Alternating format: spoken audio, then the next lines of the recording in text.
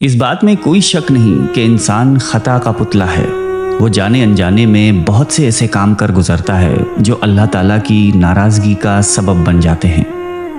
پھر نادانی کی بات یہ بھی ہے کہ ان کاموں پر اصرار کیا جائے تو انسان اللہ تعالیٰ کی رحمت سے دور ہوتا چلا جاتا ہے۔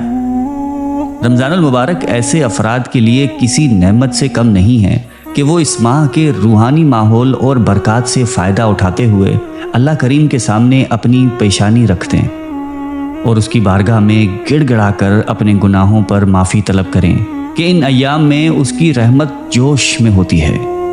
اللہ تعالیٰ نے راہ مستقیم سے بھٹکے ہوئے بندوں کے لیے معافی اور مغفرت کا دروازہ کھلا رکھا ہے، جسے جب اپنی لغزشوں کا احساس ہو اس دروازے کے ذریعے اللہ تعالیٰ کی رحمت میں داخل ہو جائے۔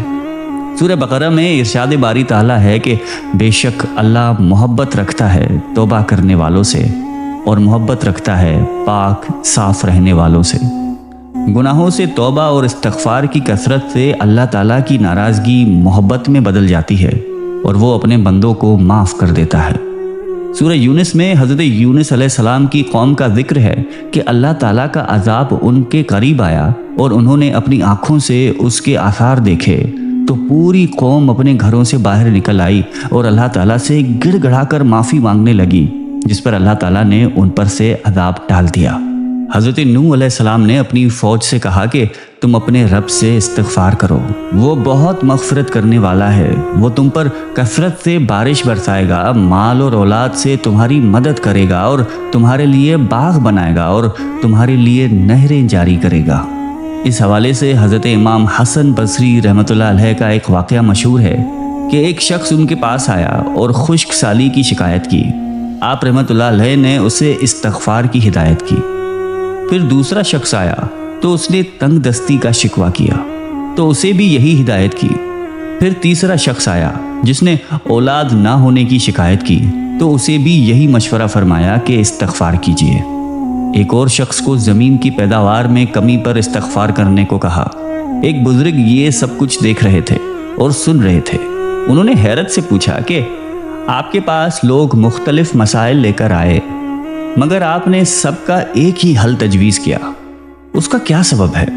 اس پر حضرت حسن بصری رحمۃ اللہ علیہ نے سورہ نوح کی یہی آیات تلاوت فرمائیں جن میں استغفار کو بارش، مال، اولاد اور باغات کے عطا ہونے کا سبب فرمایا گیا ہے۔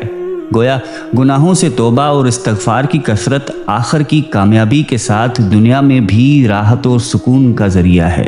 احادیث مبارکہ میں بھی کثرت استغفار کی تلقین کی گئی ہے۔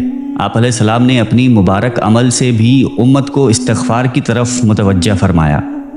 ارشاد فرمایا، اے لوگوں، اللہ کے سامنے توبہ کرو، بے شک میں بھی دن میں 100 مرتبہ توبہ کرتا ہوں۔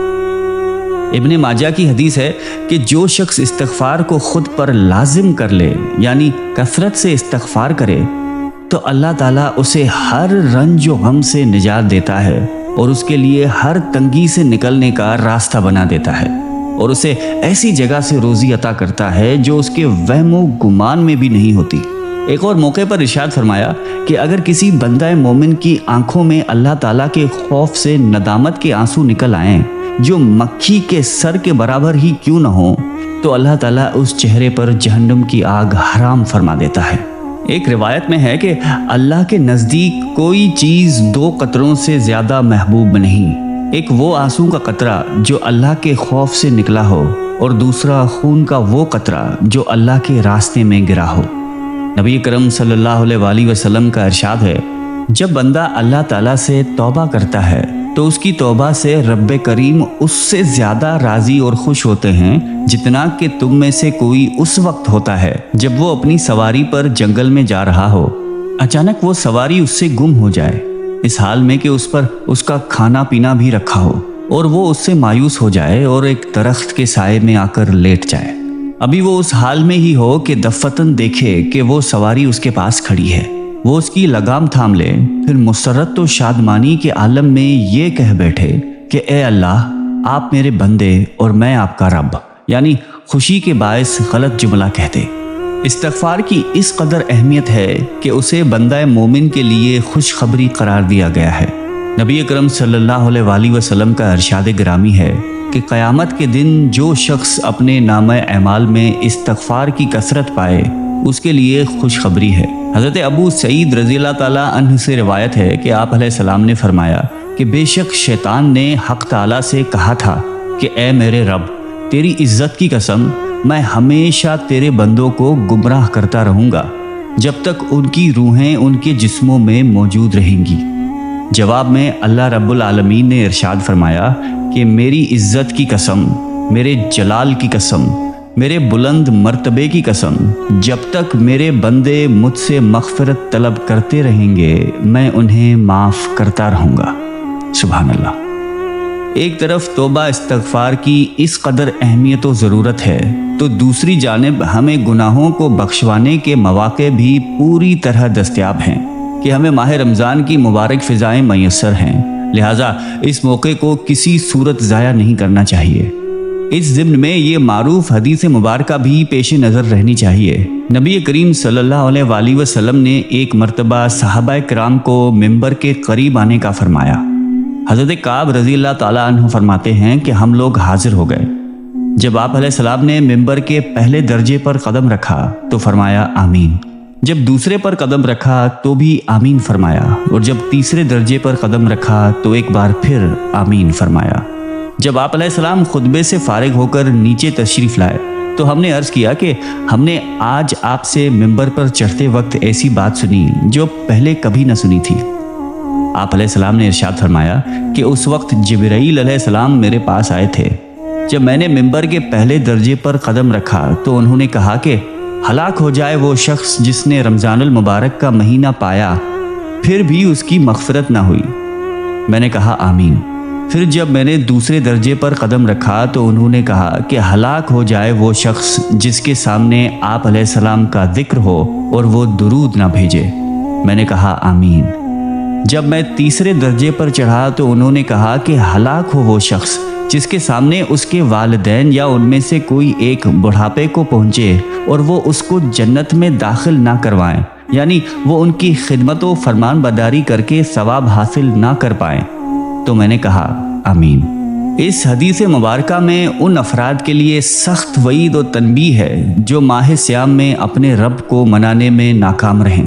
حالانکہ اسے منانا تو سب سے آسان کام ہے، وہ تو اپنے بندوں سے 70 ماؤں سے بھی بڑھ کر محبت کرتا ہے، اور اس کی محبت و رحمت تو یہ ہے کہ حضرت انس بن مالک اور حضرت ابو ہریرہ رضی اللہ تعالیٰ عنہم کہتے ہیں کہ نبی اکرم صلی اللہ علیہ وسلم نے ارشاد فرمایا کہ اللہ ذوالجلال فرماتے ہیں کہ جب بندہ مجھ سے ایک بالش قریب ہوتا ہے تو میں اس سے ایک ہاتھ قریب ہوتا ہوں، اور جب بندہ مجھ سے ایک ہاتھ قریب ہوتا ہے تو میں 2 ہاتھ قریب ہوتا ہوں، اور جب بندہ میری طرف چل کر آتا ہے تو میں اس کی طرف دوڑ کر جاتا ہوں۔ علماء کرام نے توبہ اور استغفار میں یہ فرق بیان کیا ہے کہ گناہوں سے باز آنا اور آئندہ گناہ نہ کرنے کا پختہ عہد کر دینا توبہ ہے، جبکہ ماضی کے گناہوں پر معافی مانگنا استغفار ہے۔ لہذا ہمیں ماہ رمضان کے دوسرے عشرے میں ان دونوں چیزوں کا اہتمام کرنا چاہیے۔ اللہ کریم سے گڑ گڑا کر آوزاری کے ساتھ اپنے گناہوں پر معافی طلب کریں۔ اس کے علاوہ اگر کسی نے کسی کے ساتھ کوئی دھوکہ، ظلم یا کسی قسم کی کوئی زیادتی کی ہو تو اس کی معافی تلافی کر لی جائے کہ اپنے انا کو مار کر کچھ جھکنے میں کوئی حرج نہیں۔ یہاں کی تھوڑی سی شرم روز محشر کے شرم کے مقابلے میں گھاٹے کا سودا نہیں ہے۔ استغفار کے ساتھ ساتھ گناہوں سے توبہ بھی ضروری ہے، اور اس کے لیے ہمیں کچھ دیر کے لیے کہیں بیٹھ کر اپنا محاسبہ کرنا چاہیے کہ ہمارا کون سا عمل ایسا ہے جو رب کریم کی ناراضگی کا سبب ہے۔ کیا میں خرید و فروخت میں امانت اور دیانت کے تقاضے پورے کرتا ہوں؟ خود اور اپنے بچوں کو رزق حلال ہی کھلاتا ہوں؟ اپنے اہل خانہ اور رشتہ داروں سے معاملات کیسے رکھتا ہوں؟ اگر آپ کسی ایسے عمل میں مبتلا ہیں جو اللہ تعالیٰ کے نزدیک ناپسندیدہ ہے تو رمضان کے اس عشرے میں اس سے چھٹکارے کا عہد کر لیں کہ یہی اس عشرے کا حقیقی پیغام ہے۔ استغفر اللہ ربی من کل ذنب و اتوب الیہ۔